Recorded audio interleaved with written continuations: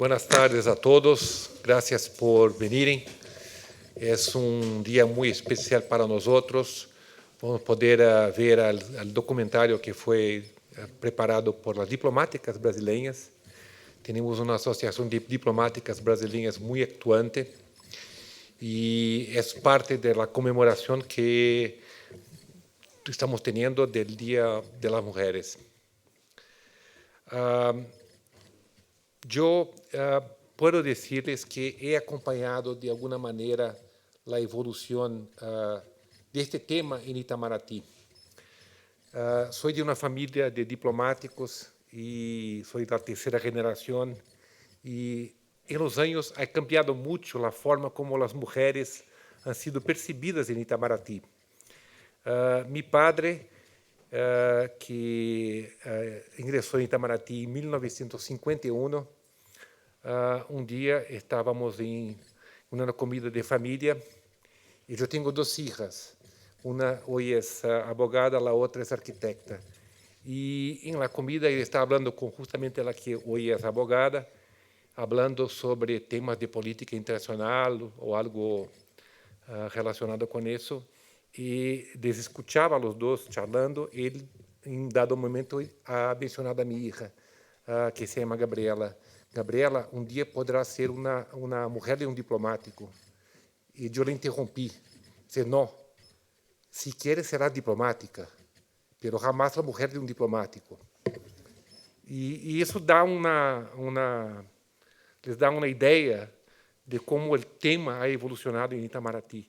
Yo soy la generación siguiente con dos hijas y tengo una percepción distinta de lo que es el papel de las mujeres en la Itamaraty y en la sociedad. Y yo he acompañado incluso las dificultades que mis dos hijas han tenido en su vida para entrar en el mercado privado, una como arquitecta, la otra como abogada. Son dos hijas que me dan mucho orgullo y por eso para mí es un gran placer estar aquí presentando eso y al final tendremos una charla con diplomáticas de distintos países sobre las experiencias que han tenido en sus propias carreras como diplomáticas. Entonces, eso no es el día no es mío, entonces el día es de las mujeres, entonces les voy a dejar aquí con la película y después con Raquel, que es nuestra agregada cultural y que también representa a las mujeres aquí en nuestra embajada. Gracias a todos.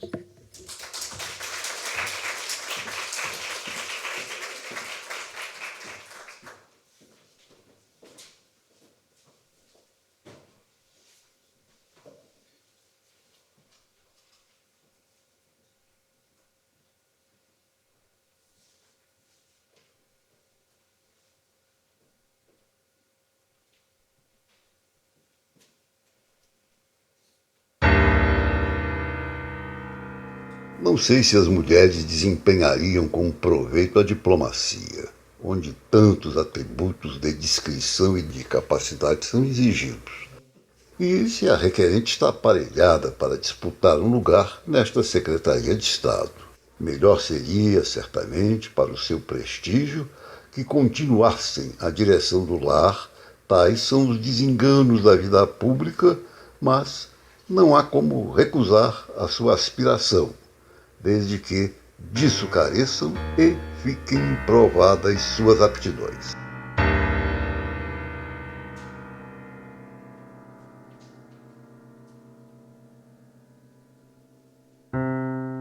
Agosto de 1918. Com autorização escrita pelo chanceler, Maria José de Castro Rebelo disputa uma vaga no concurso para diplomatas. Para espanto de uma época, passa em primeiro lugar e torna-se aos 18 anos a primeira diplomata e a primeira funcionária pública concursada do Brasil. Um banheiro feminino é feito às pressas no Palácio do Itamaraty, no Rio de Janeiro. Em outubro, Maria José inicia a carreira no Ministério das Relações Exteriores.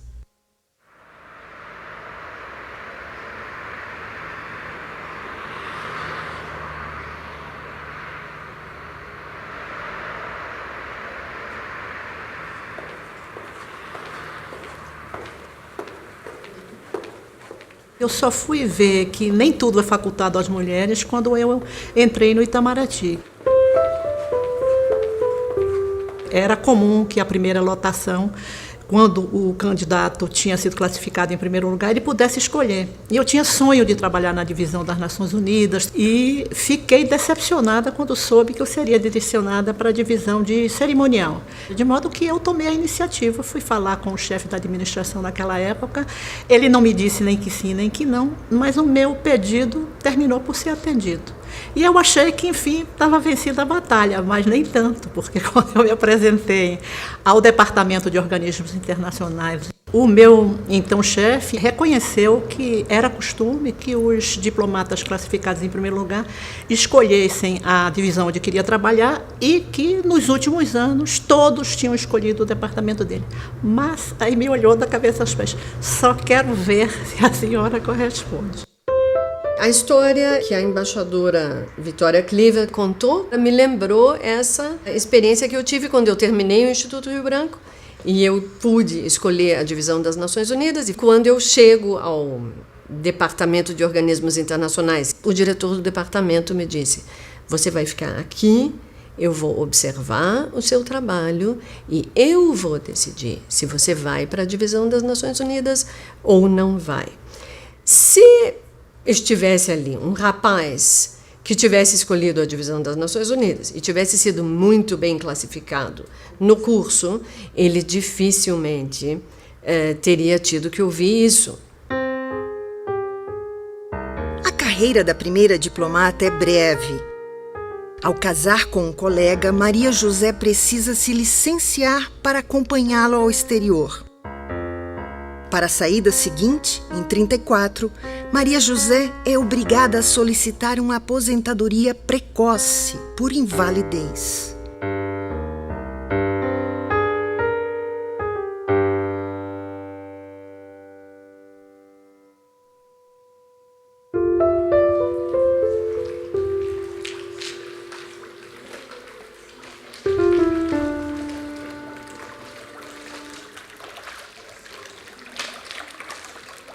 Os homens não têm noção de que são preconceituosos. É que nem racismo. Não, eu não tenho nenhum problema com racismo. Aí, quando de repente, no falar, você percebe que há preconceito. O Itamaraty, se você fala, não, eu não tenho. Olha, eu tive ótimas funcionárias que eram mulheres. Para prestar serviços a eles, elas são ótimas.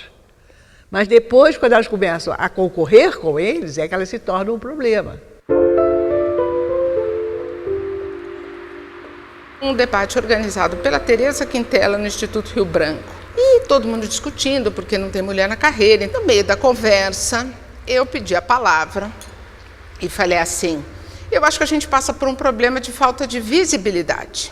Nós não temos mulheres que o mundo reconheça, né, fora do Itamaraty, que a sociedade brasileira reconheça como diplomata. Então, nós tínhamos vários diplomatas que eram porta-voz do presidente da República, a gente tinha a tradição de ter porta-vozes da presidência, e eu falei isso. Eu falei, por exemplo, o próprio porta-voz no Itamaraty e na presidência é sempre um homem, a gente precisa de mais visibilidade. Ok, no dia seguinte, estou passando eu primeira secretária. No dia seguinte, eu estou passando no corredor do Itamaraty, o chefe, porta-voz do Itamaraty, o chefe da assessoria de imprensa do ministro, cruza comigo e fala o seguinte: oi, Irene, tudo bem? Eu, oi, tudo bem? Você como é que está? Ele, soube que você está querendo tirar o meu lugar? A reforma Melo Franco, em 1931, restringe a atuação das mulheres ao corpo consular.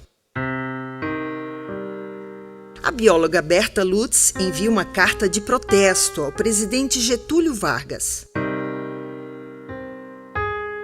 A reforma Oswaldo Aranha, em 1938, unifica as duas carreiras e proíbe o ingresso de mulheres. A proibição dura 16 anos.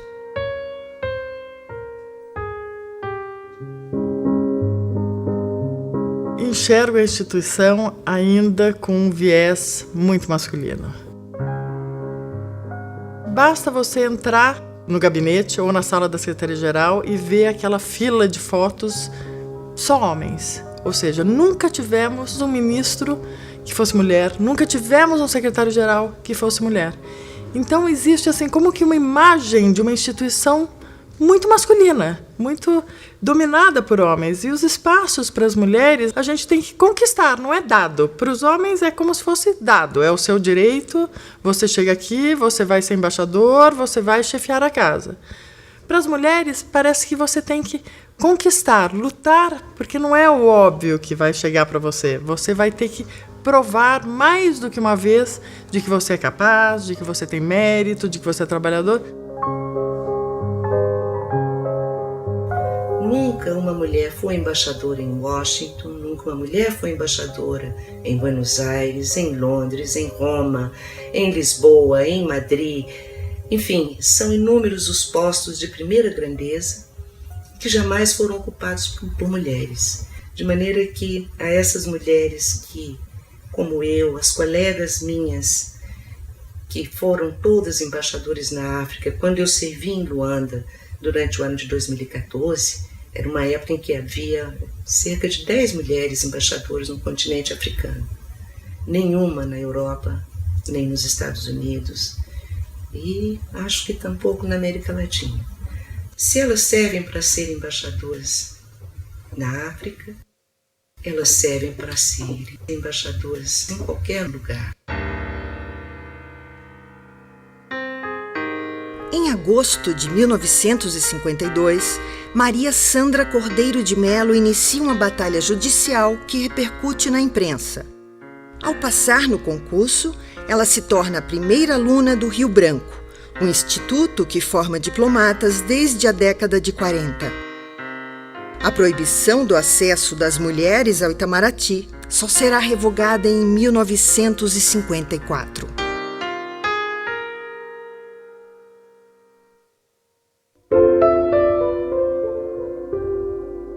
Uma coisa que eu venho escutando nesses 15 anos de carreira é que o crescimento do número de mulheres vai ser natural ou automático. E ao longo desses 15 anos não foi isso que aconteceu. Porque não vai ser natural. A falta das mulheres reflete uma estrutura social maior. E essa estrutura não será mudada se não houver esforço deliberado para que isso aconteça.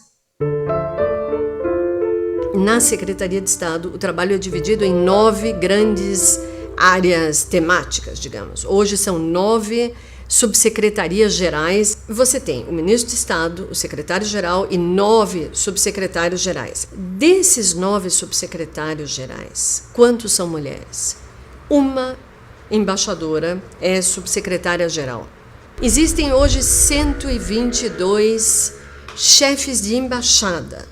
Desses 122 embaixadores, 12 apenas são mulheres. E aí nós nos perguntamos, onde estão essas mulheres?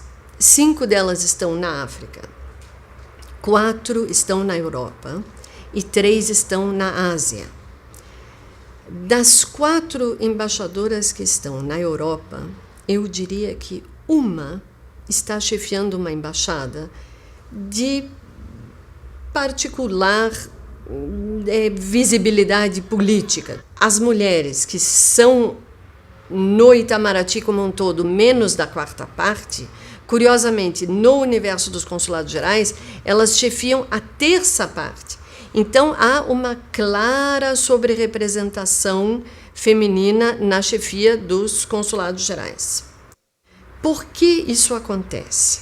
Supor que as mulheres, quando chegam ao patamar mais alto da carreira e quando assumem chefias, supor que elas não vão para as chefias mais visíveis, porque haveria uma diferença de preparação ou de experiência ou de capacidade de análise política, é um raciocínio que não se sustenta. A explicação, penso eu, é a seguinte: o Itamaraty segue uma política de cotas. Há uma cota para os colegas homens que determina que 100% de determinadas funções, de determinados cargos, que são justamente aqueles que dão prestígio, aqueles que dão visibilidade, aqueles que tornam a imagem de quem exerce aquela função particularmente poderosa e privilegiada. E no fundo, o que está em jogo é uma questão de poder, de exercer poder. Em 1956, Odete de Carvalho e Souza torna-se a primeira embaixadora brasileira e a primeira embaixadora de carreira do mundo. Enquanto os colegas ministros de primeira classe são chamados de embaixadores, ela será conhecida até o fim da vida como Dona Odete.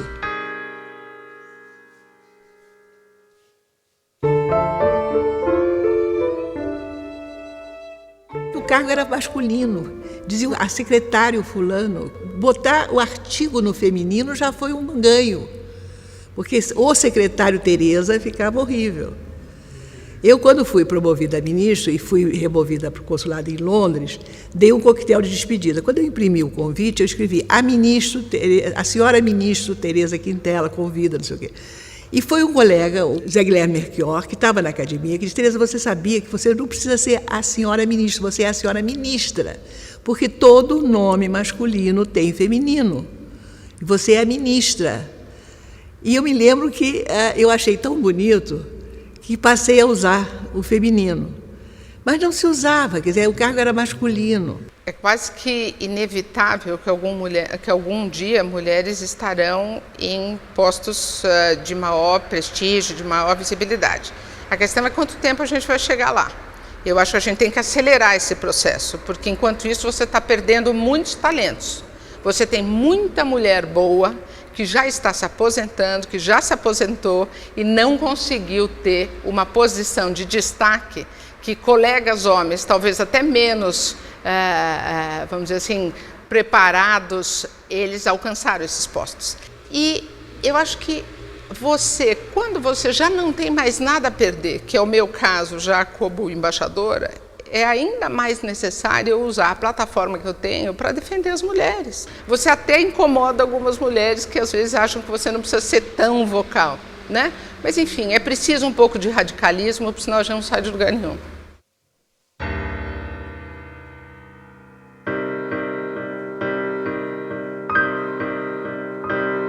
Em 1960, Brasília é inaugurada e a sede do Ministério das Relações Exteriores vai sendo transferida para a nova capital. Em 1969, o Instituto da Agregação proíbe casais de diplomatas de trabalharem juntos no exterior. As mulheres são as mais prejudicadas. No meu caso específico, eu me casei também com um diplomata. Na época, havia a proibição de que um casal de diplomatas servisse juntos no exterior. E essa proibição obedecia a uma lógica incompreensível, segundo a qual um casal de diplomatas no exterior receberia um salário mais elevado do que o salário do embaixador. E isso era inconcebível.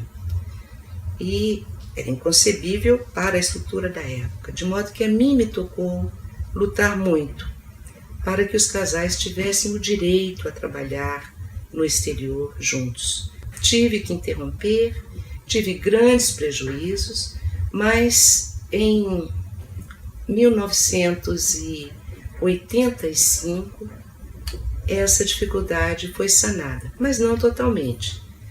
Os casais passaram a poder servir no exterior, mas simultaneamente passou-se a exigir o tempo de exterior para a promoção. Eu não tinha tempo de exterior porque no passado me era negado servir no exterior. Então, novamente, tive prejuízos de carreira que me forçaram a deixar o meu marido no Brasil, pegar um posto para completar o meu tempo de exterior. Eu diria que por trás de cada vitória, sobretudo na área jurídica, existe uma história de luta por trás. Por exemplo, eu acho que a mais emblemática é o caso de um chefe de gabinete do ministro de Estado que era absolutamente contrário às mulheres na carreira. Então, ele propôs, naquela época, uma emenda que fazia com que a mulher que tivesse que agregar para acompanhar o seu marido quando designado para o exterior, ela não mais desagregaria. Então, o que houve naquele momento? Um movimento de mulheres que são da minha geração, que eram casadas com colegas, havia uma que tinha um parentesco com o vice-presidente da República, e foi feita uma emenda em sentido contrário. Ou seja, todo cônjuge que agrega para acompanhar o outro exterior conta tempo de serviço como se trabalhando estivesse. E assim foi a grande vitória das mulheres e, enfim, eu acho decepção imensa desse chefe de gabinete que não queria as mulheres na carreira.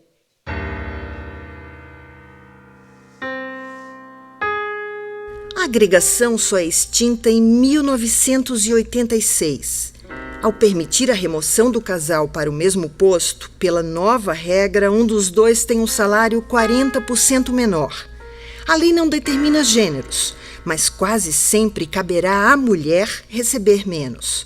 A diferença entre salários dura 10 anos. Só termina em 1996. Eu demorei a abraçar meu mérito, né, de ter chegado aqui.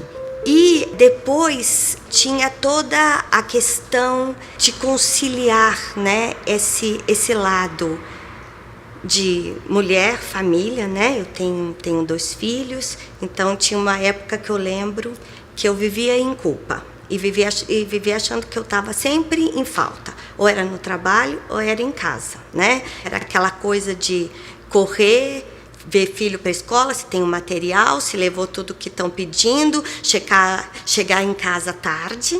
Quando eu soube que eu fui promovida, né? Foi no final da tarde. Me disseram, você vai ser promovida, mas você não pode falar para ninguém até sair a lista, né? Quando, enfim, saiu, a primeira coisa que eu fiz foi ligar para casa, né? Falar para os meus filhos, né? Olha, né? Mamãe é embaixadora. E eu tive vontade de chorar. Porque não é fácil, né? É uma luta, e que eu acho que não deve ser tão difícil assim para os homens, sabe? Não que os homens também não passem por momentos difíceis, mas eu acho que a gente luta mais, a gente faz mais escolhas difíceis. Teve um momento que eu entrei em licença, porque não estava dando para conciliar família, marido, tudo isso, né?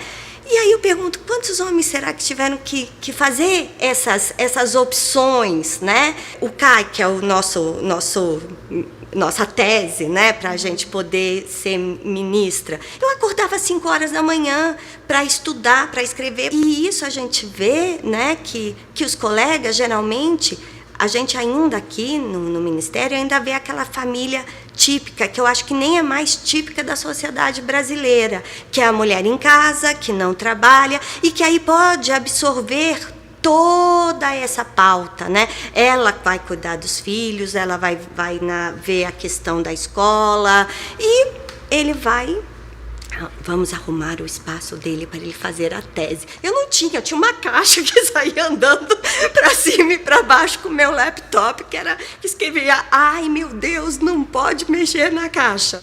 Foram muitas dificuldades, muitas colegas minhas dessa mesma geração ficaram pelo caminho. Eu tenho por elas grande respeito, grande admiração e um sentimento de solidariedade muito grande por todas aquelas que não conseguiram avançar, não conseguiram vencer os obstáculos que lhes foram colocados.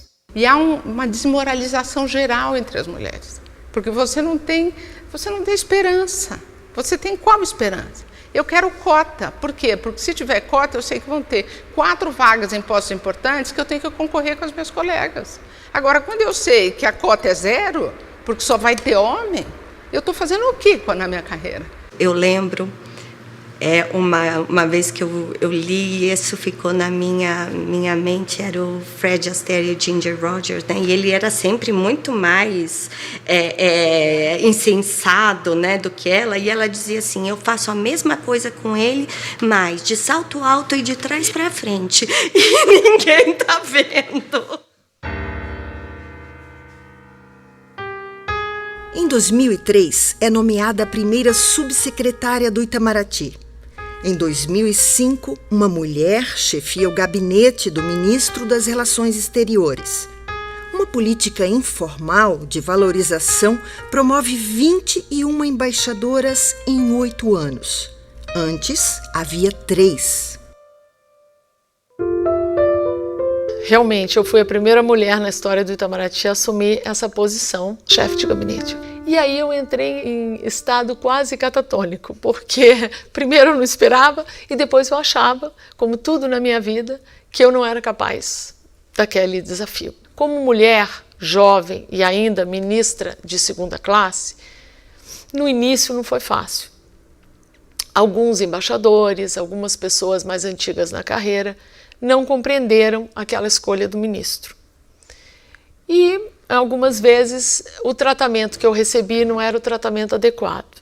Olha, acompanhar por dentro o processo de uma ação afirmativa em favor das mulheres na carreira, para mim foi uma alegria. Eu concordava com essa medida. O ministro nomeou a primeira mulher subsecretária do Itamaraty, a embaixadora Vera Pedrosa, que para mim sempre foi um modelo de diplomata. E ele nomeou também a primeira mulher chefe da missão do Brasil junto às Nações Unidas em Nova York, a minha grande amiga Maria Luísa, embaixadora Maria Luísa Viotti. O que me incomodava nesse momento, um pouco, era uma certa visão coletiva de que aquelas promoções eram um favor. E não é verdade. Há muitas mulheres competentes nessa carreira, não só da velha guarda, como das mais recentes, agora das mais jovens. Eu sou testemunha. O ministro, na época, começou a fazer uma série de mudanças para, enfim, colocar a mulher na chefia de gabinete, deu postos importantes para mulheres. E aí eu escrevi uma carta para a DB, porque tinha uma revista da DB, e por ocasião do Dia Internacional da Mulher, eu escrevi uma carta para a DB, dizendo assim: senhor ministro, o senhor fez bem, mas fez pouco. O senhor precisa institucionalizar as mudanças, sob pena de quando o senhor sair, isso voltar tudo para trás. Não publicaram minha carta, censuraram a minha carta. Mas algumas colegas receberam, porque eu mandei para algumas colegas, e disseram assim: você é maluca. Eu falei assim: não tem importância, eu mandei. E é uma pena ver que eu tinha razão.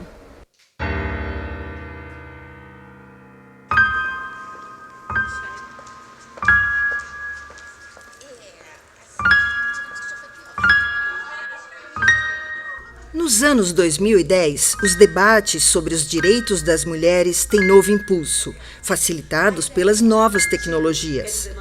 Cada fase vai ter seus desafios. Em novembro de 2013, surge o Grupo de Mulheres Diplomatas Brasileiras, o primeiro foro de discussões destas profissionais em um século de existência. Para minha surpresa, foi algo que teve uma aceitação e um interesse enorme, logo, assim, de cara. O que me leva a crer que havia uma demanda reprimida muito grande.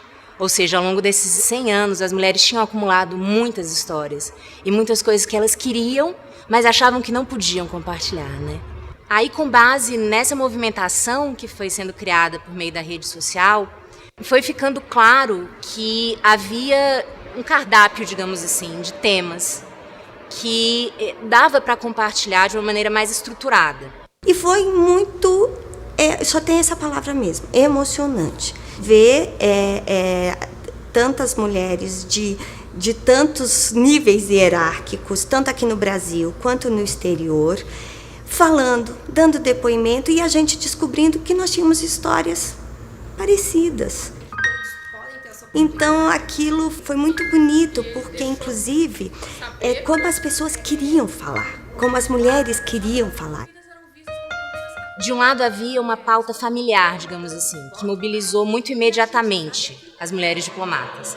Maternidade, educação de filhos, auxílio escolar, toda essa flexibilidade de horário, amamentação, essa pauta foi muito mobilizadora em primeiro momento.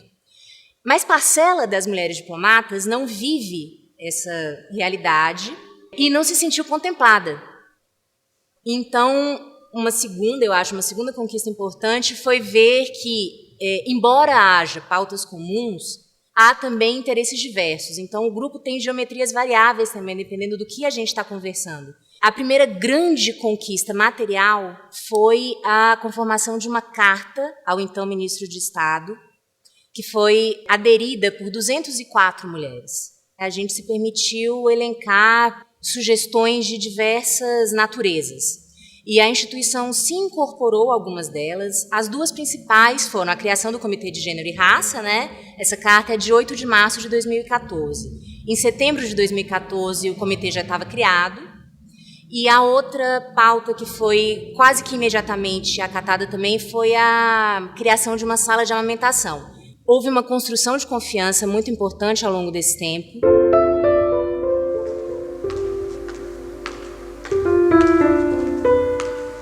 Sou da fase pré-cota, fui bolsista do programa de ação afirmativa, uma bolsa pecuniária para ajudar na preparação para o concurso, mas ainda não tínhamos cotas. Meu ingresso também na carreira, eu acho que ele ajudou a compor um personagem que serve muito bem, serviria até mesmo ao mito da democracia racial brasileira, porque eu sou uma mulher negra, que em 2 gerações de uma família de operários e trabalhadores domésticos, meus pais passam pelo funcionalismo público urbano e eu chego à alta burocracia de Estado. As pessoas negras, a gente não sabe nem mesmo a que percentual correspondem dentro da carreira. O que nós sabemos é que há muito poucos negros em geral, diplomatas brasileiros. E se nós falarmos de mulheres negras, aí é mais difícil ainda. E por muito tempo, quando eu entrei na carreira, muita gente achou que eu fosse a primeira diplomata negra brasileira, o que é uma inverdade, né? Há outras diplomatas negras e houve, mais especificamente, a Mônica Menezes de Campos, que ingressou no Itamaraty ali entre final dos anos 70 e início dos anos 80, e que foi, inclusive, matéria de jornal naquele momento, como a primeira negra que ingressava na carreira diplomática.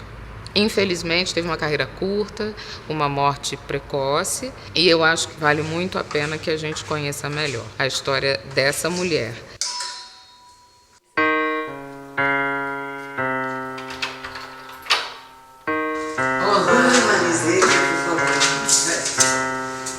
A Mônica sempre teve essa coisa com a diplomacia. E antes dos 10 anos de idade, ela era bem pequerrucha mesmo, porque ela dizia, eu quero ser diplomata. E o meu pai achava aquilo muito engraçado, né? Meu pai é um homem muito alto, muito forte, né? Muito militarzão, muito negro, né? Ele dizia assim, minha querida filha, não existe diplomata negro. A Mônica não via barreira em nada. Ser mãe solteira, sou mãe solteira, e aí? O Itamaraty teve que engolir, passou na prova. E aí?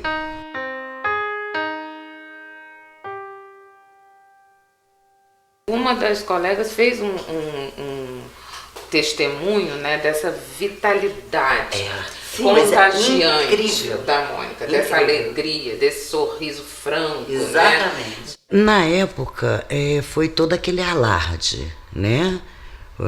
A primeira diplomata negra, né? Então, foi uma coisa que foi nacional, então realmente teve muita repercussão.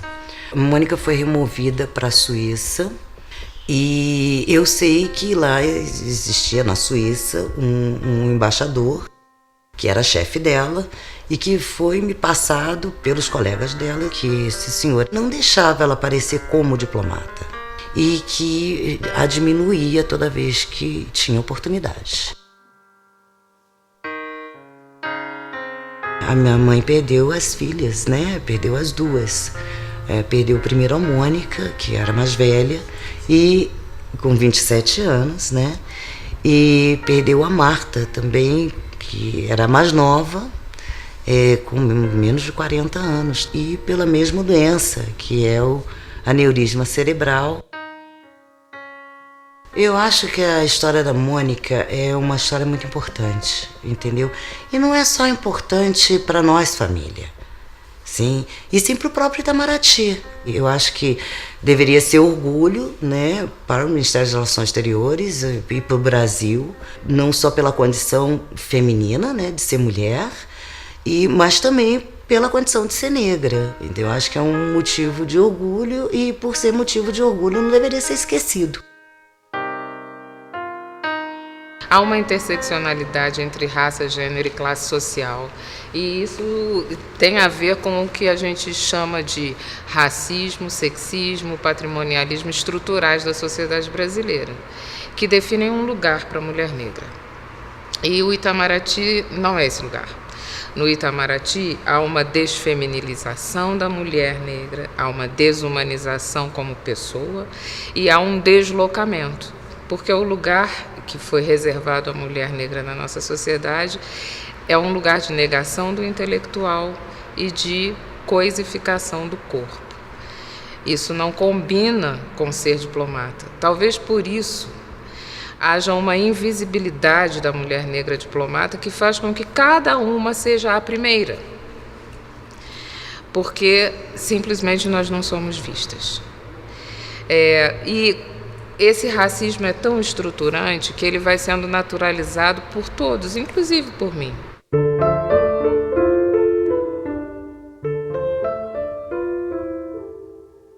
Existem vários pontos cegos nessa caminhada em direção à igualdade plena de direitos. Um desses pontos cegos, certamente, é a questão que enfrentam as mulheres lésbicas no serviço exterior brasileiro. O reconhecimento dos nossos direitos, dos direitos das pessoas LGBT, na sociedade brasileira é uma coisa recente. No Itamaraty,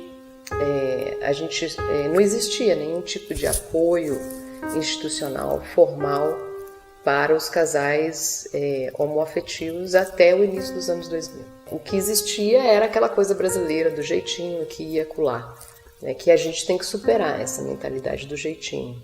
Quando eu entrei no Itamaraty, foi pouco tempo antes dessa decisão do Supremo Tribunal Federal e do Conselho Nacional de Justiça. Alguns cartórios em Brasília já faziam registro de uniões homoafetivas. E eu tinha uma. Como é de praxe, eu registrei a minha união estável no Itamaraty. Fui lá, protocolei. E a resposta que o Itamaraty me deu, como eu estava num relacionamento com uma outra diplomata, e essa diplomata, portanto, já tinha esses benefícios que eram pensão por morte, plano de assistência à saúde, passaporte diplomático, e não havia necessidade de registrar a nossa união afetiva. Fiquei chateada, obviamente, né? Mas, enfim, passou, e você não vai acreditar no que aconteceu. Veio a decisão do STF e do Conselho Nacional de Justiça, e o Itamaraty, a administração, resolveu publicar, semi-consultar, a minha união estável. Só que tinha um problema. Eu já não estava mais naquele relacionamento. Hoje eu acho graça dessa situação e tudo, mas foi um constrangimento, porque eu passei a receber vários e-mails de vários colegas me parabenizando, porque é um marco, não sei o quê, primeiro casamento de 2 diplomatas reconhecidos. Então eu pensei comigo, bom, se é para ser a primeira, então você também é a primeira a protocolar a dissolução dessa união estável. Deve ter sido o casamento mais rápido da história do Serviço Exterior Brasileiro. Foi reconhecido num dia, no dia seguinte já tinha sido dissolvido. Mas o que essa história nos diz? O que essa história nos revela? Se a justificativa era que não iam reconhecer a união estável, porque eu já tinha os benefícios e minha cônjuge também já tinha os benefícios, então a pergunta que não quer calar é por que os casais heterossexuais também, num relacionamento entre dois diplomatas, registravam a união estável deles? E a resposta é muito simples, né? Porque podiam. O privilégio é isso. O privilégio é ter direitos. Um número de países ainda criminaliza relações homoafetivas e chega a punir com pena de morte. Então, mesmo com apoio institucional e passaporte diplomático, não há a menor garantia de que meu cônjuge vai poder me acompanhar nessas missões no exterior. O relacionamento heteroafetivo não é crime em nenhum lugar do mundo. Então não há paralelo. Na prática, isso quer dizer o seguinte, que nesses países, minha companheira poderá sim ser presa e até mesmo condenada à morte. Como é que você dá essa notícia em casa? Na verdade, porque não há amor que resista, né? A uma proposta dessas.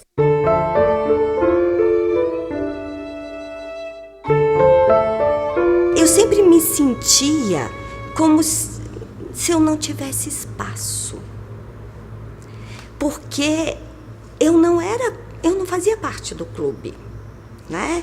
Eu não era filha de diplomatas e tinha o grupo dos filhos de diplomatas, que eu tenho amigos queridíssimos que são, e sei que hoje a gente já desmistifiquei um pouco isso, mas eles conheciam o código melhor do que eu que estava entrando agora. E existe um código, ainda hoje existe um código, né? De como a instituição funciona, como é que você se movimenta na instituição, né? E eu tive que aprender esse código, eu tive que descobrir qual era esse código, né? E não era um código também que fosse feminino, que era um código masculino. Então, o que a gente via muito, e eu acho que esse era um problema, digamos assim, até que dificultou com que as mulheres se unissem, é que para você sobreviver, você tinha que se mimetizar nesse ambiente, então você tinha que meio que se masculinizar em muitas coisas, né? Então, as mulheres eram mais duras, as mulheres tinham que ser mais fortes, as mulheres não podiam ter as suas emoções muito à flor da pele, né?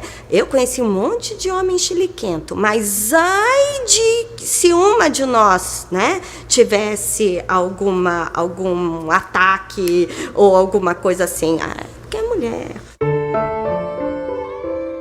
Eu fui tomando consciência muito devagar de quais eram os mecanismos, porque eu não tinha nenhuma instrução de casa ou do passado do que era o ambiente. Eu fui aprendendo. Eu acho que o meu grande mérito foi que eu soube aprender, eu soube ver e me corrigir. Ganhar autoestima, porque eu não tinha. Eu achava que era um favor me deixarem ali, então eu tinha de ser bem comportadinha, não criar caso, aceitar o que me diziam as coisas. Aí fui aprendendo que não.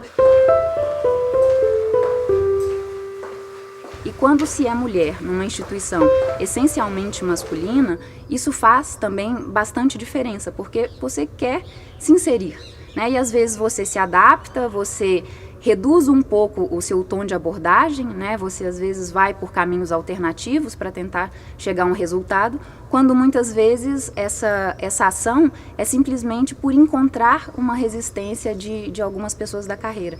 Eu acho que talvez um ponto importante é que quando se fala em gênero, a resistência não é só dos homens, né? Nós temos muitas mulheres que são resistentes a essa temática. Eu acho que também, ao avançarem na carreira de uma forma dura, né, enfrentando uma instituição que tinha entraves, que tinha dificuldades em incorporar essas mulheres, acabam se vendo numa situação de dizer, olha, eu não precisei de discutir nada dessas questões de gênero para chegar onde eu estou. Então, por que isso agora? Né? Eu passei por todas as fases, enfrentei as promoções, as remoções, tentei conciliar a família ou abdiquei de família muitas vezes para chegar onde eu estou.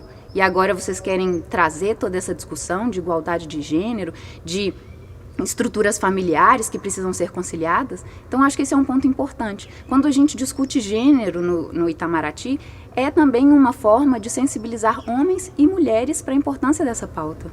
Eu acho importante trazer a compilação de assédios que foi feita pelo grupo em 2015, né? que surgiu de uma maneira também absolutamente espontânea. Ela foi uma reação à campanha do Me Too, que teve outros nomes em outros países, né? E foram mais de 100 relatos em menos de 72 horas. E é claro que nesses 100 relatos existem graduações. Existem relatos de assédio, claramente, existem relatos de discriminações e existem relatos do que a gente se permitiu chamar de microviolências. E aí eu gostaria de chegar num ponto que é muito importante.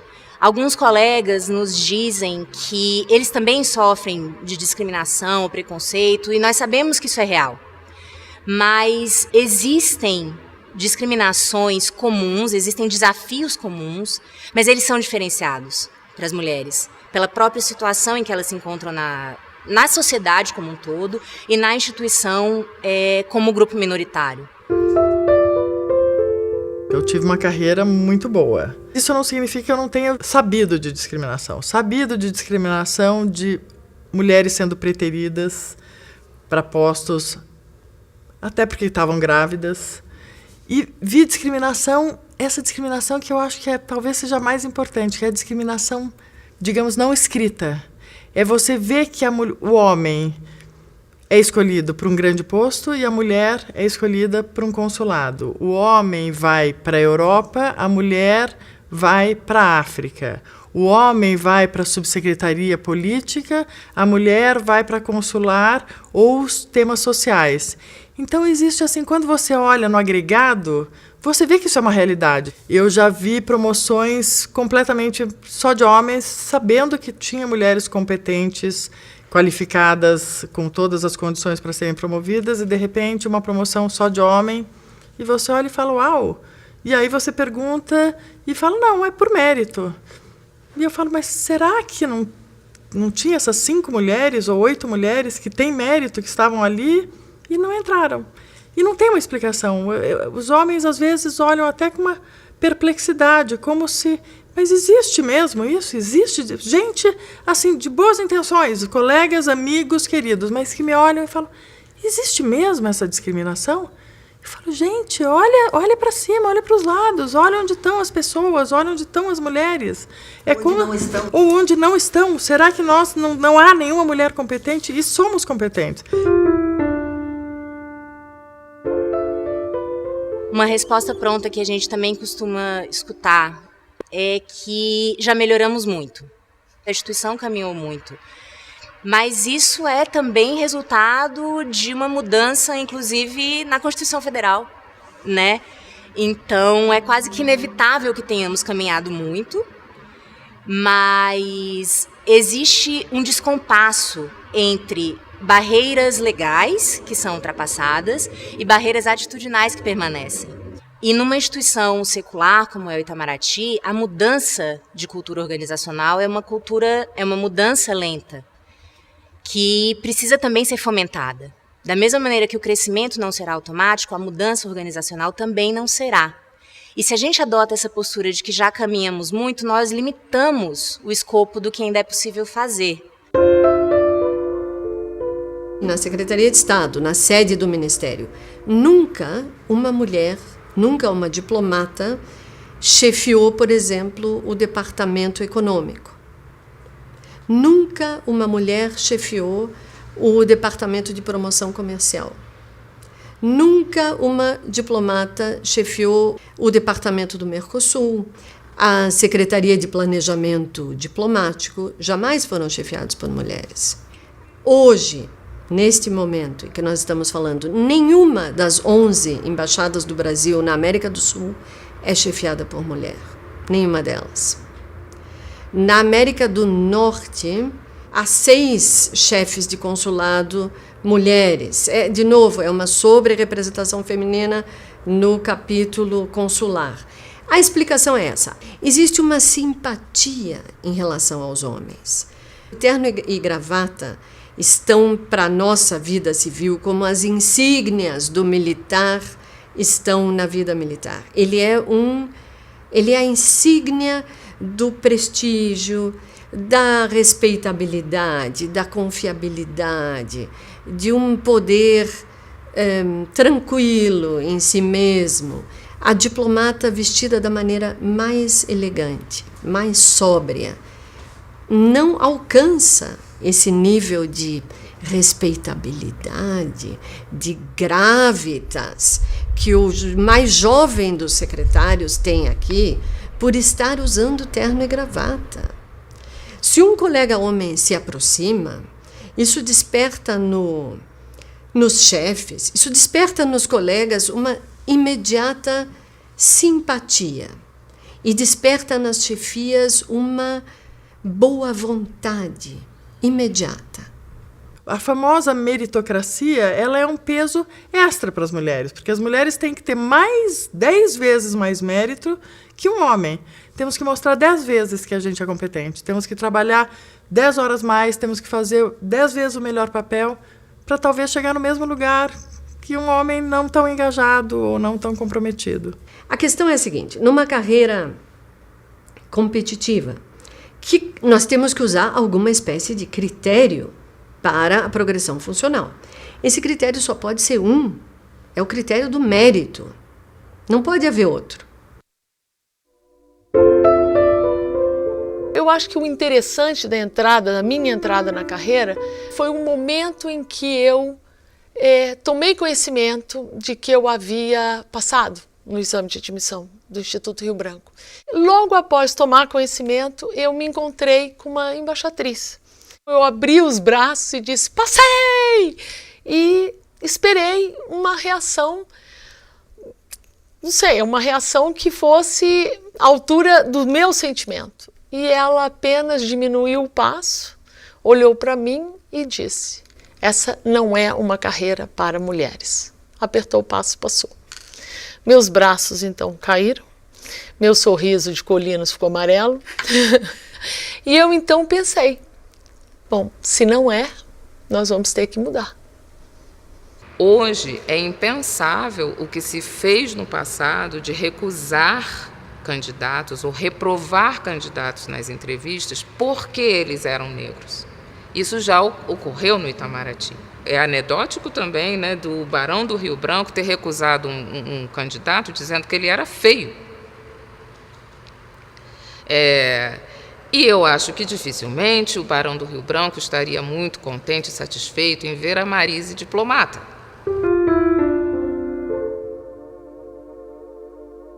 Quando avaliamos a perspectiva interna, ainda há alguns passos que precisam ser dados.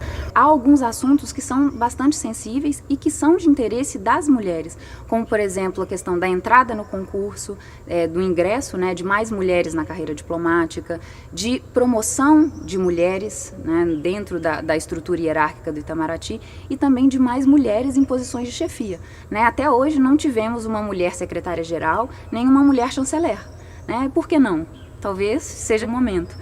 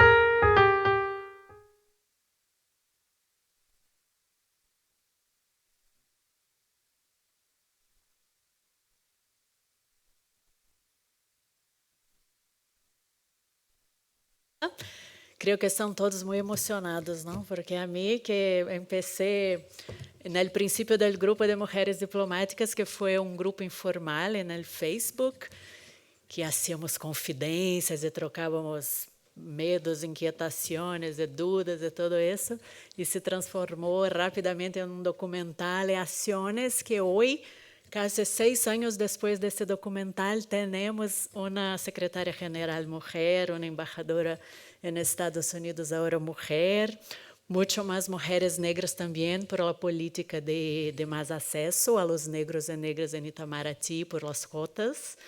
Então, é um cambio lento, pero que está vindo, não?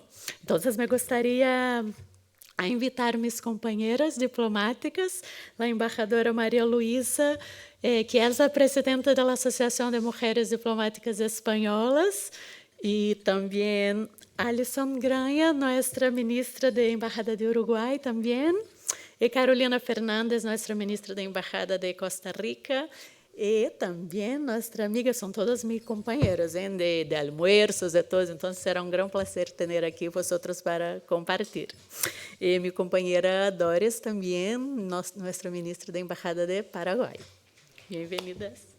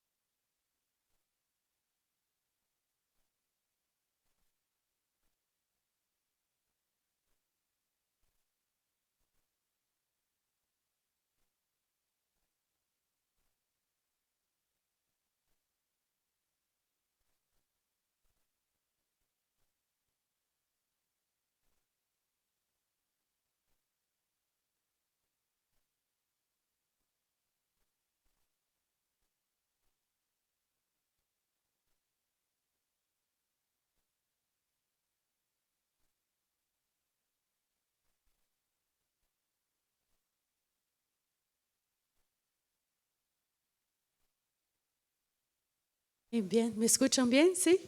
Sí. Bueno, entonces creo que vamos a empezar con la embajadora que tiene una vasta experiencia también, no solo de carrera, pero también como la presidenta de la asociación. Para nosotros es un gusto tenerla aquí. Muchas gracias por venir. Y si puedes comentar un poquito cómo fue la creación de la asociación también, cómo es la cuestión de género en la Cancillería aquí en España, cómo es, y si quiere compartir también algo personal, como hicieron nuestras embajadoras también ahí en la película. En primer lugar, muchas gracias por esta invitación. Me ha gustado muchísimo el documental, ¿no? Me ha parecido, no sé, algo muy próximo, ¿no? Muy próximo el escuchar a todas estas mujeres diplomáticas brasileñas, ¿no? Quiero decir que algunas quizá eran incluso un poco más mayores que yo, pero me parecía todo muy próximo, ¿no? Sus experiencias y sus razonamientos porque este tema es un tema siempre muy complejo, ¿no? O sea, muy complejo, o sea, no es algo que se pueda explicar en 2 palabras, ¿no? Quiero decir, entonces es quizá lo que más me ha gustado, ¿no? Que trata el tema, digamos, en toda su profundidad, ¿no? Más que complejo, pues profundo, toda su profundidad de la vida, ¿no? La vida profesional y también personal de estas mujeres diplomáticas. Así que muchas gracias por la invitación. Llevo muy poco tiempo como presidenta de la Asociación de Diplomáticas Españolas. Había traído una presentación que me he dejado en esa silla. Bueno, a lo mejor luego la recupero porque están las cifras, ¿no? Las cifras de cuántas diplomáticas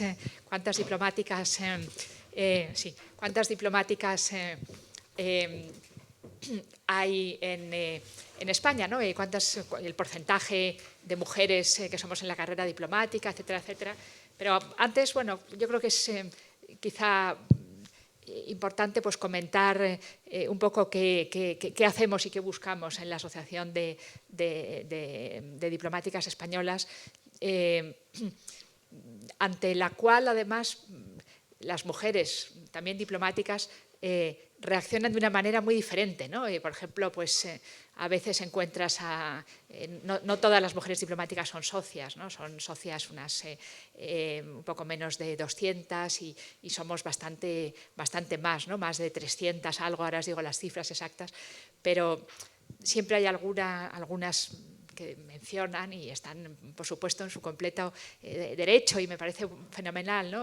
Diciendo, yo he conseguido muchas cosas por mis méritos, por mi preparación, etcétera, etcétera. No considero que sea necesario, ¿no? Que sea necesario que exista esta asociación, y por eso no soy socia. Hay otras mujeres, a lo mejor otras miembros, ¿no? de la asociación que sobre todo les interesa pues, todos los temas más relacionados con los problemas temas de conciliación de la mujer, la maternidad, los problemas que puede tener con las bajas, con las también es muy legítimo, ¿no? Otras mujeres están, digamos, más interesadas por el número, ¿no? Porque incremente el número de mujeres diplomáticas del que somos y cómo hacerlo, cómo lograrlo, ¿no? Y también no solo el número, ¿no? Sino, como muy bien se veía en este documental, pues las posiciones que ocupan, ¿no? Las posiciones que ocupan las mujeres una vez que ingresan, ¿no? Que es igual de importante, ¿no? Igual de importante que el hecho de que simplemente ingresen muchas. Entonces, bueno, pues como siempre en la vida, ¿no? Hay muchos posicionamientos, ¿no? También de la mujer, ¿no? De la mujer ante estos temas, ¿no? ante estas cuestiones, ¿no?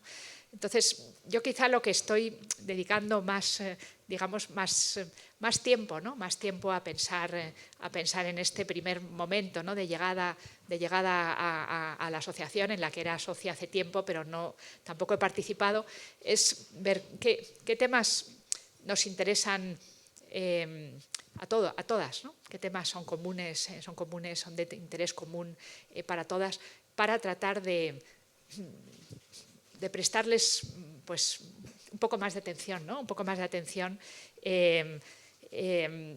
Quizá uno de los temas que más nos interesa a todas, y por eso nos viene muy bien y este tipo de actividades, ¿no?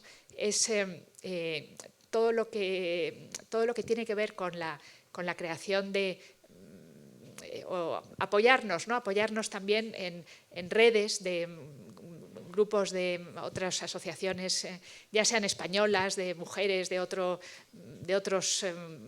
entornos laborales, empresarias, investigadoras, quiero decir, puede haber muchos diferentes sectores, como también, y aún más, con mujeres diplomáticas pues, de otros países que comparten unas experiencias, pues por lo general, bastante similares, ¿no? Bastante similares y de hecho la Asociación de Diplomáticas Españolas lleva algo de tiempo ya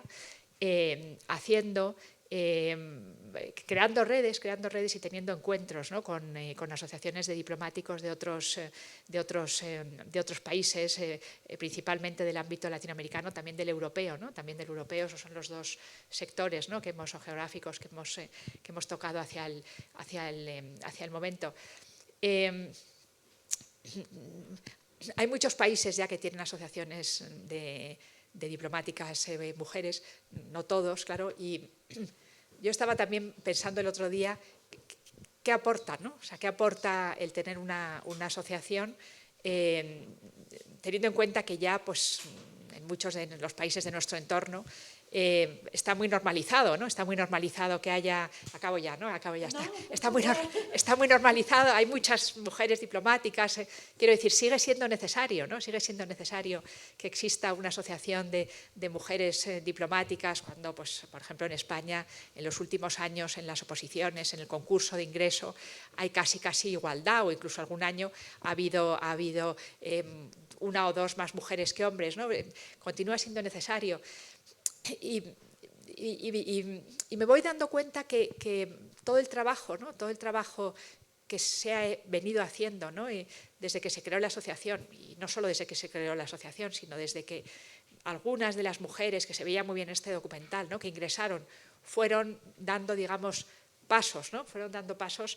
El hecho de que exista una asociación hace que eso sea más fácil, ¿no? Que los pasos que se vayan dando, tanto en temas pues, normativos como en temas de cultura, ¿no? Culturales, etcétera, pues se mantenga una cierta memoria, ¿no? Una cierta memoria de lo que ya se ha hecho, de lo que se ha logrado, de en qué temas se ha incidido, ¿no?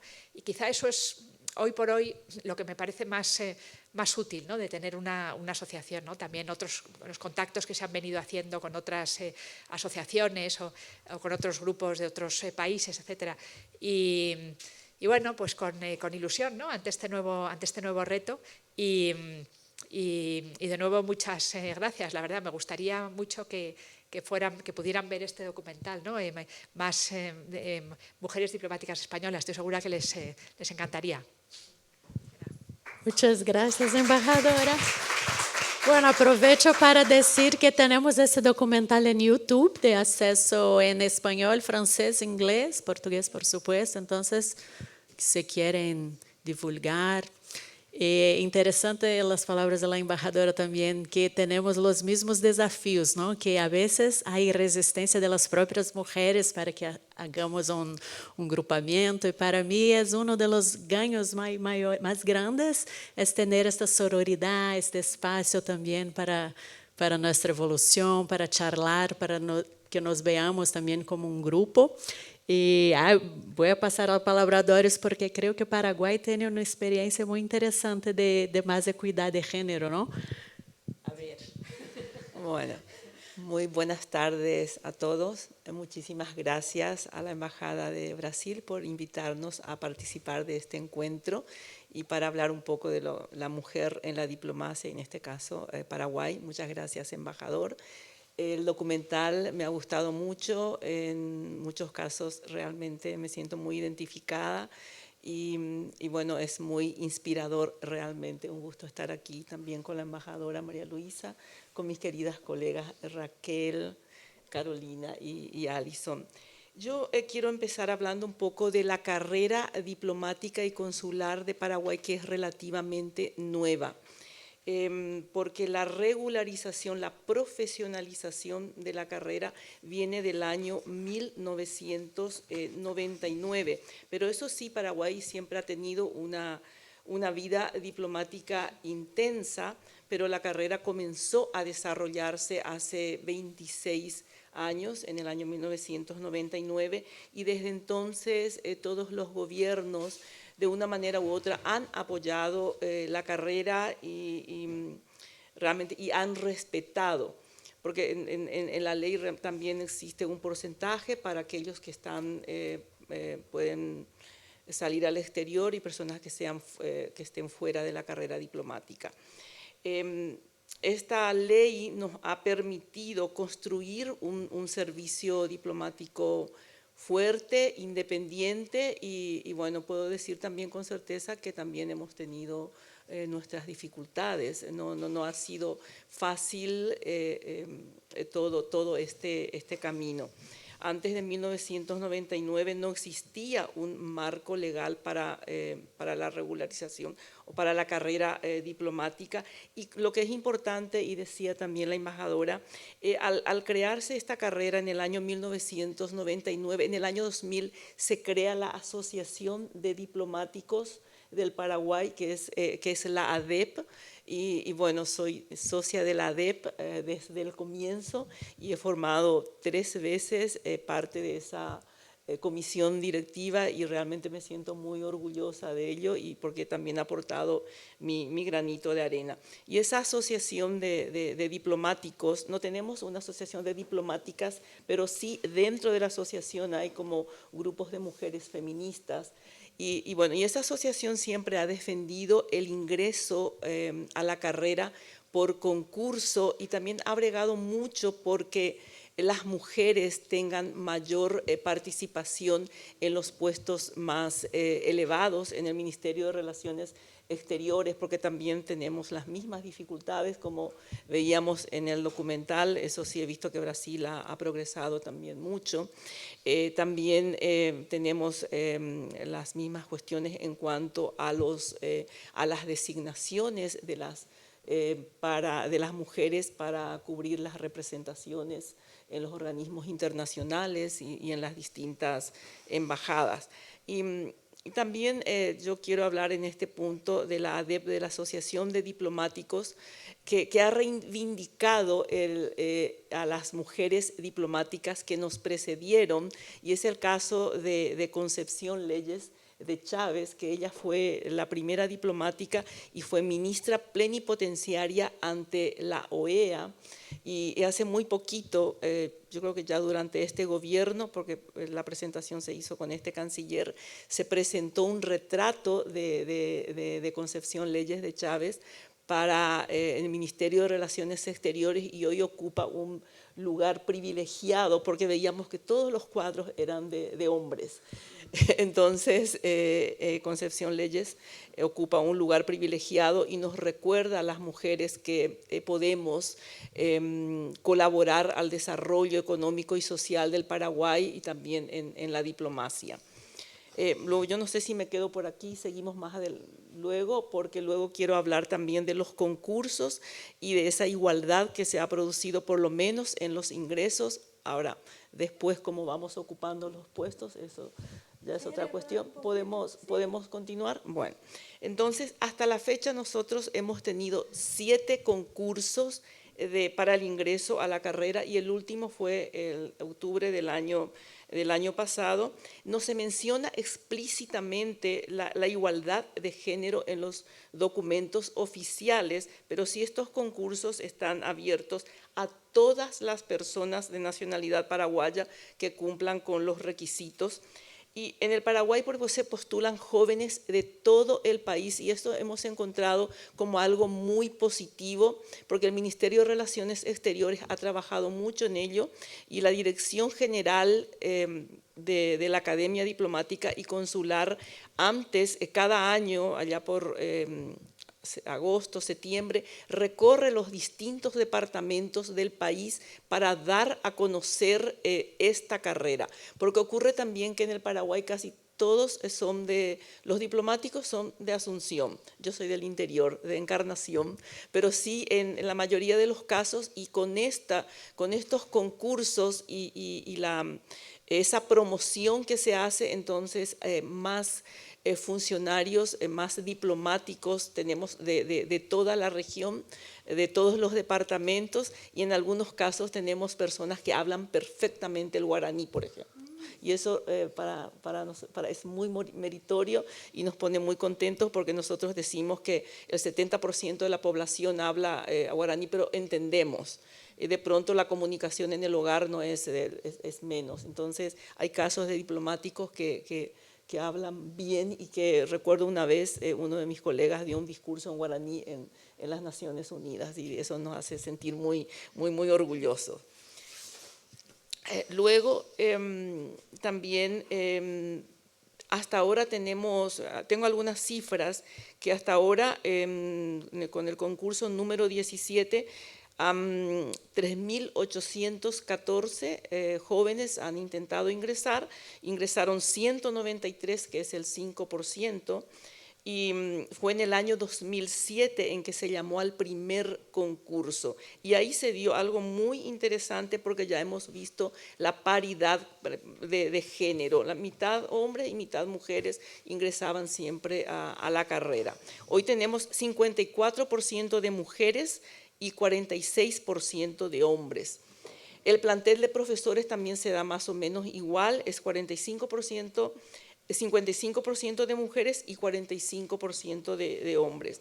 Y bueno, podemos decir también con certeza y con cierto entusiasmo que el número de mujeres al frente de las representaciones diplomáticas ha ido aumentando poco a poco. o sea que ya que una mujer ocupe que sea jefe de representación ya no es un caso aislado, aunque sabemos que tenemos que seguir luchando como para tener más presencia, pero sí hemos evolucionado. Pensamos que en 1990, por ejemplo, las designaciones de mujeres eran excepciones. En la actualidad la tendencia es realmente bastante significativa.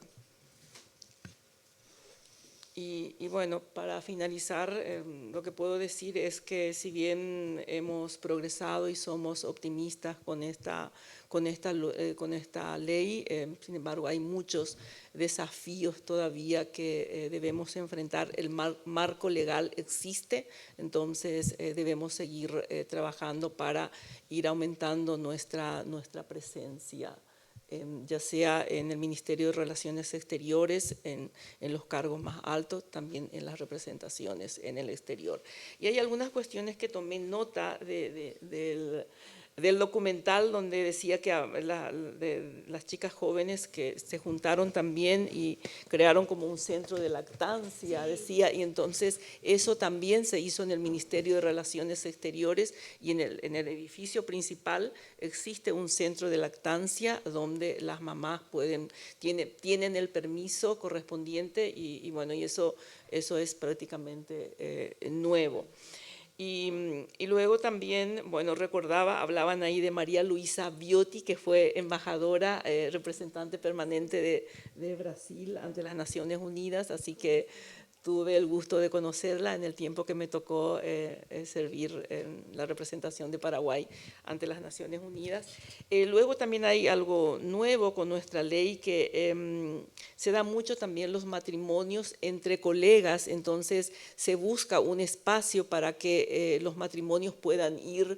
Si por ejemplo vienen a Madrid, puede venir uno a la embajada y otro al consulado, en aquellos lugares donde tenemos, ya sea puede ser una representación, como el caso de Naciones Unidas y la embajada en Washington. Entonces también eso ha ayudado mucho, porque la Constitución misma dice que debemos velar por la familia, y eso hace también que los colegas puedan estar juntos en el exterior.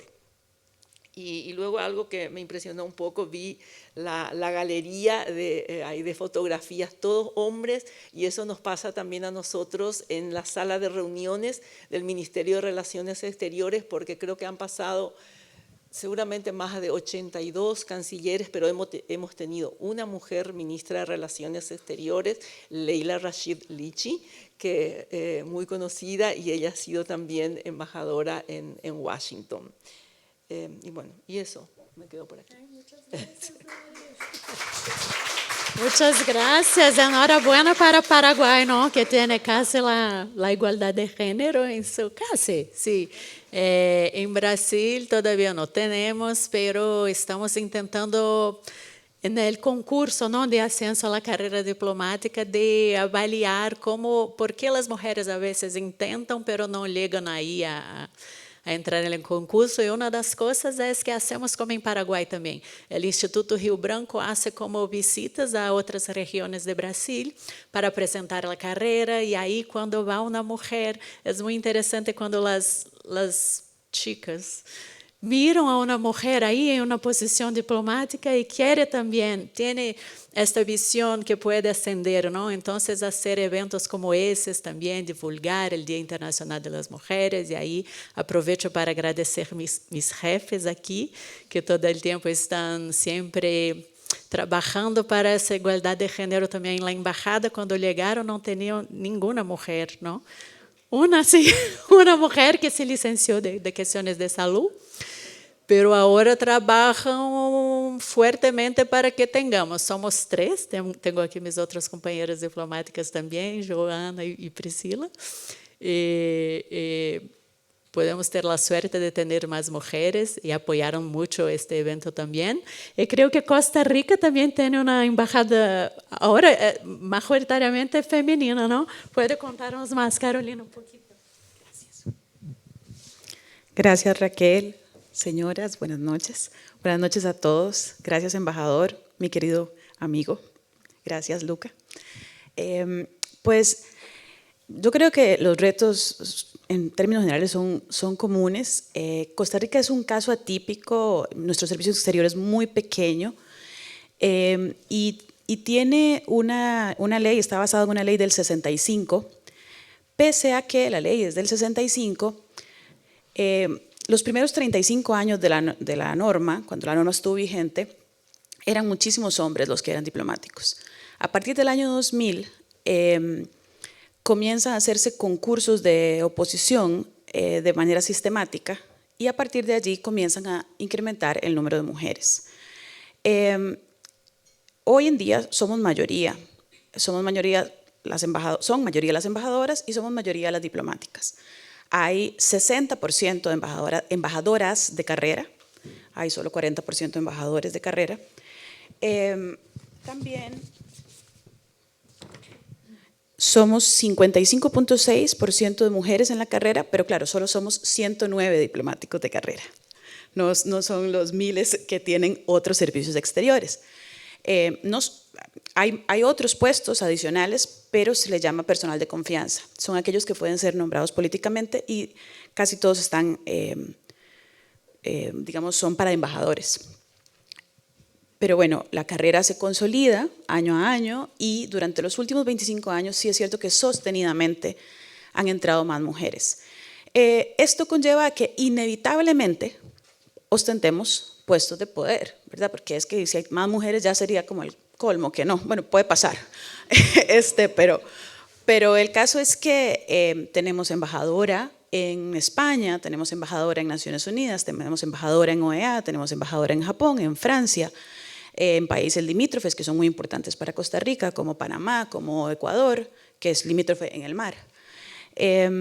Nuestra embajada actualmente tiene solo un señor que se va pasado mañana, termina su misión y viene una señora y entonces seremos 100% mujeres. En la embajada la chofer es mujer, la secretaria es mujer, o sea, ¿verdad? Nosotros ahí no nos podemos quejar de falta de representación y falta de, digamos, nuestra jefa es una excelente embajadora de carrera que fue vicecanciller de la República. Entonces, ¿qué les puedo decir? También en Cancillería, nuestra directora de Política Exterior, que es uno de los puestos más importantes para nosotros, la directora adjunta de Política Exterior, las dos directoras de la Academia Diplomática son mujeres, una directora de Servicio Exterior, directora de Protocolo, solo el director de Cooperación es un señor.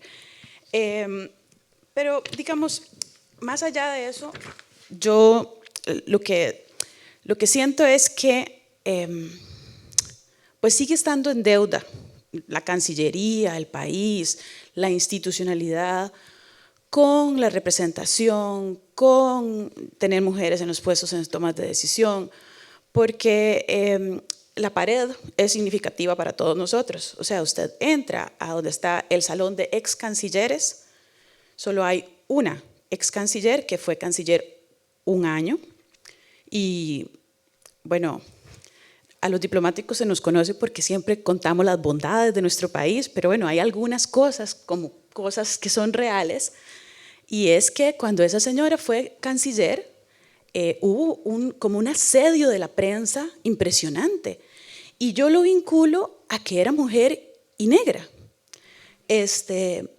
Y luego volvió, o sea, al año ella se fue, y pusieron un señor blanco, mayor, como todo lo usual, y ya, dejó de haber problema. Ya dejamos de salir en la prensa, ya la Cancillería dejó de ser noticia. En fin, o sea, son anécdotas, pero bueno, cosas que pasan y que no deben pasar. Y yo soy como un poquito, tal vez, radical con este asunto, y es que hasta que no hayan la misma cantidad de fotos de señoras, no hay igualdad. O sea, es que tiene que haber la misma cantidad de fotos de señoras. Y si hay 50, bueno, que se esperen 50 años o lo que tengan que esperarse para que hayan tantas señoras como señores, y ahí ya podemos hablar de, ok, hablemos solo de méritos. Pero mientras tanto, si tienen que haber acciones afirmativas, que hayan. Y si tienen que preferir a las mujeres por ser mujeres, que las prefieran. Porque durante muchos años los prefirieron por ser hombres.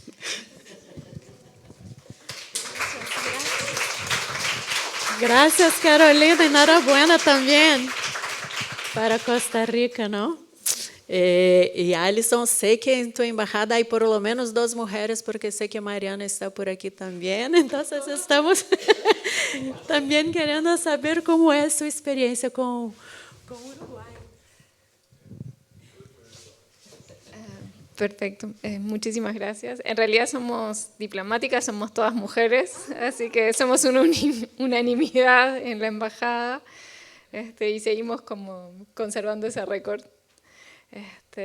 Bueno, en primer lugar buenas tardes a todos, y quería agradecer especialmente a la Embajada de Brasil, a Raquel, al embajador, a Luca, por la invitación y por esta oportunidad de compartir este espacio de reflexión sobre las mujeres en la diplomacia, que es muy valioso y es un honor.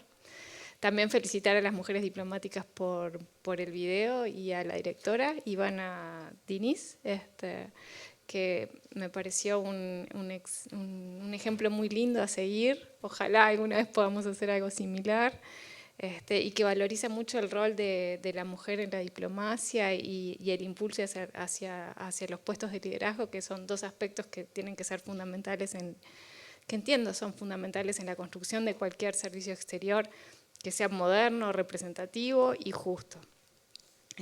Y también, bueno, destacar un poco, como decía la embajadora Huidobro y también Dina, la empatía que despiertan y la admiración de esas mujeres así valientes y corajosas, ¿no? que han abierto camino. Bueno, con respecto a Uruguay, para contarles un poco, nuestro servicio exterior está regulado por ley, por un estatuto que establece las condiciones de ingreso, de promoción y la asignación de puestos.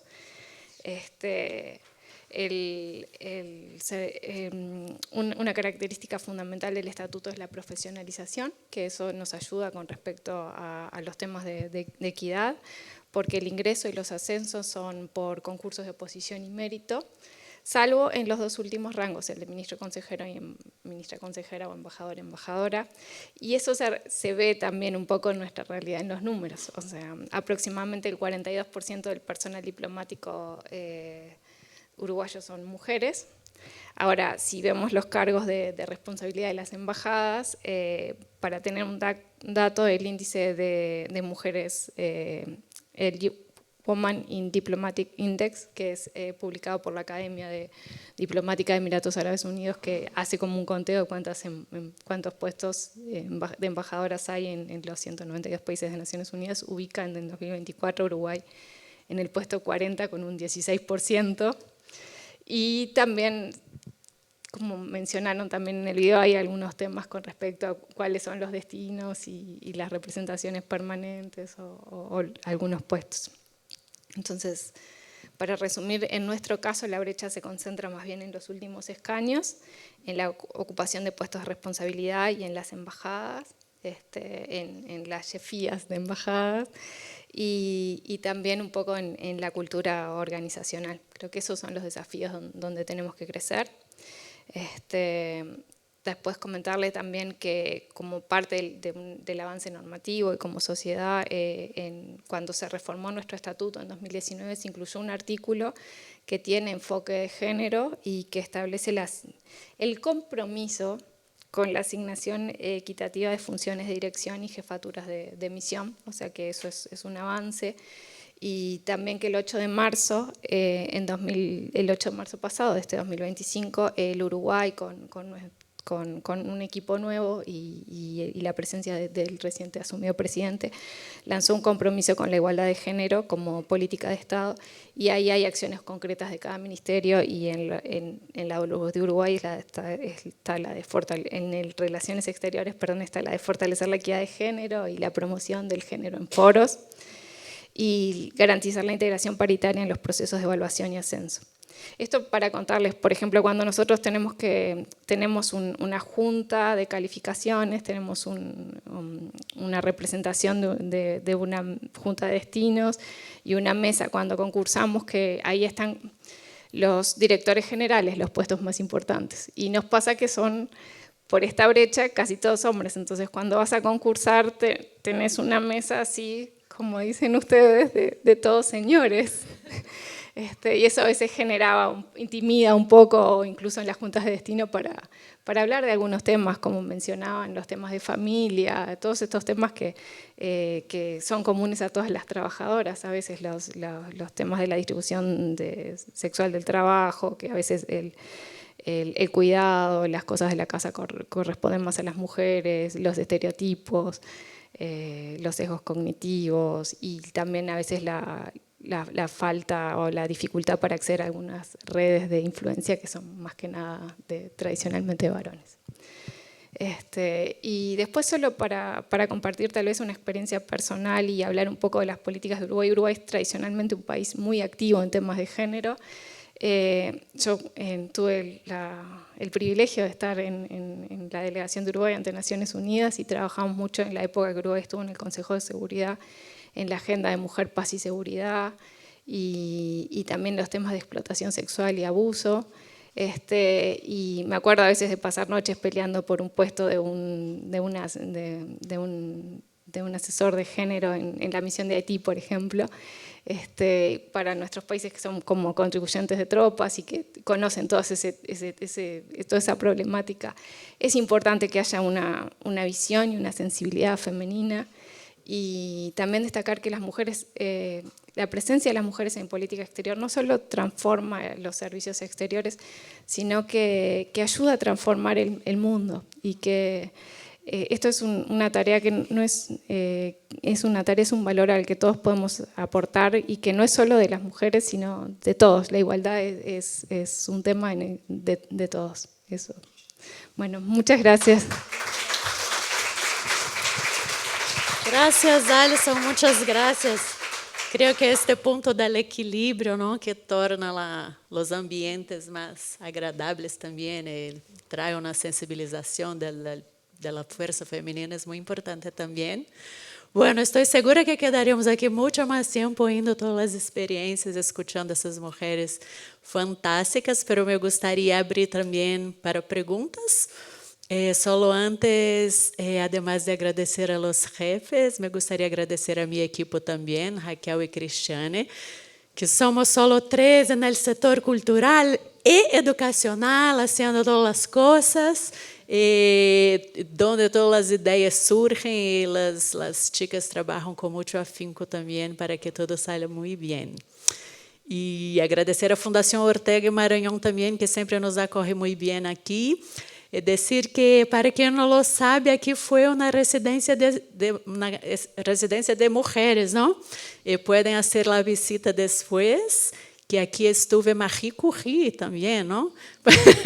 Entonces, es también un espacio muy, muy interesante para acoger ese evento hoy. Muchas gracias. Yo no sé si alguien quiere preguntar algo. ¡Tatán! Si no, bueno, creo que les gustó, ¿no? Van a reflexionar mucho por la semana. El documental, repito, está en YouTube, en todas las lenguas. Si quieren ver de nuevo, si quieren compartir también experiencias de otras asociaciones, creo que la embajadora también está a disposición para compartir, ¿no? Y todas nosotras también. Muchas gracias a nuestras invitadas. Fue un gran honor tenerlas aquí compartiendo ese espacio. Muchas gracias.